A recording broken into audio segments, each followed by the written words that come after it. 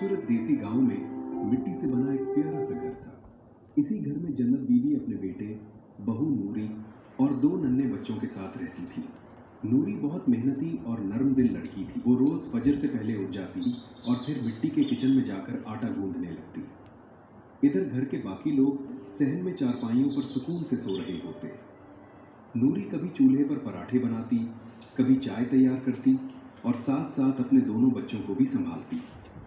छोटा बच्चा कभी रोने लगता तो वो एक हाथ से उसे चुप करवाती और दूसरे हाथ से चाय हिलाती रहती। एक दिन गर्मियों की छुट्टियां शुरू हुई तो जन्नत बीबी की बेटियों नाजिया और नादिया का फोन आया। अम्मी, हम कल बच्चों के साथ छुट्टियां गुजारने आ रहे हैं।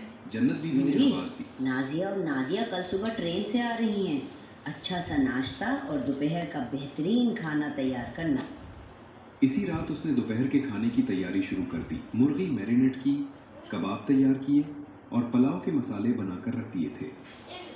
अगली सुबह नाजिया और नादिया अपने 8 बच्चों और भारी बैगों के साथ पहुंच गए। घर में रौनक लग गई। सबने अपनी माँ और भाभी से गर्मजोशी से सलाम दुआ की। जन्नत बीबी ने फौरन कहा, नूरी, जल्दी से लेमनेड बना दो। नादिया बोली, मुझे तो लस्सी पानी है। नूरी फौरन किचन में चली गई। घर ठंडे कमरे में एयर कूलर के सामने बैठकर कुछ देर बाद वो पुलाव, चिकन, कबाब और रायता ट्रे में रखकर कमरे में ले आई। सब मज़े से ठंडे कमरे में बैठकर खाना खाते रहे, जबकि उसके अपने बच्चे गर्म किचन में उसके पास खड़े पसीना बहा रहे थे। अगले दिन जन्नत बीबी ने कहा, नूरी, नाजिया और नादिया के बच्चों के कपड़े भी धो देना। नूरी खामोशी से हैंडपंप के पास बैठकर कपड़े धोने लगी। इतने में उसका 2 साला बेटा रोता हुआ आया। चुप करो मेरे लाल, आओ मैं तुम्हें देखूं। रात को नूरी फिर किचन में खाना बना रही थी। उसका 2 साला बच्चा आकर बोला, अम्मी नींद आ रही है। नूरी ने कहा, बस बेटा, थोड़ी की मदद ना की। इसी दौरान नादिया किचन में आई और बोली, नूरी, खाने में कबाब जरूर बनाना और हाँ, अभी बच्चों के लिए मिल्क शेक भी बना दो। घर में एक समझदार लड़की भी थी, फातिमा। वो खामोशी से सब कुछ देख रही थी। वो देख रही थी कि नूरी अकेली गर्मी में मुसलसल काम कर रही है, मगर कोई उसका हाथ बटाने नहीं आ रहा। फातिमा आहिस्ता से ठंडे कमरे में गई।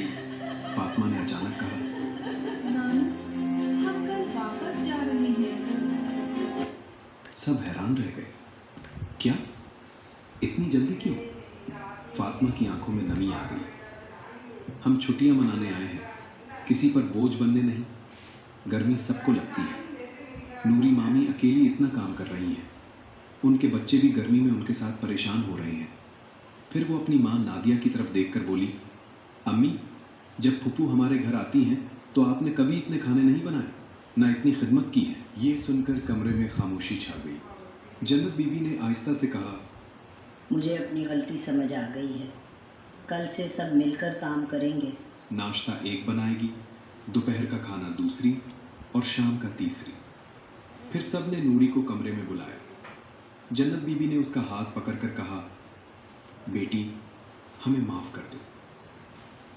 नूरी की आंखों में आंसू आ गए, मगर उसने मुस्कुराकर सबको माफ कर दिया। उस रात सब ने मिलकर ठंडा मैंगो शेक पिया।